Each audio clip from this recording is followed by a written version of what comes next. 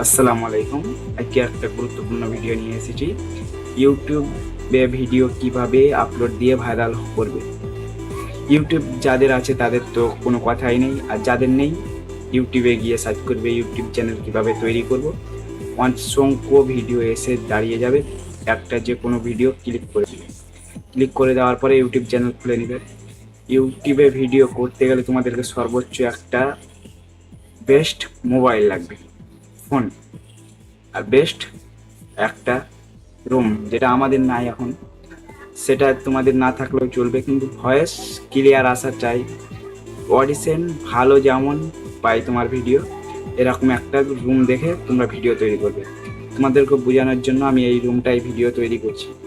তো তার মধ্যে তোমরা কি করবে, সর্বোচ্চ ভয়েস ভালো দেওয়ার চেষ্টা করবে। আর দুই, ক্যামেরা সব টাইমে তোমার সামনে যেমন থাকে। তিন, ভয়েস দেওয়ার টাইমে কোনো আলতু ফালতু কথা যেমন মোবাইলে না আসে।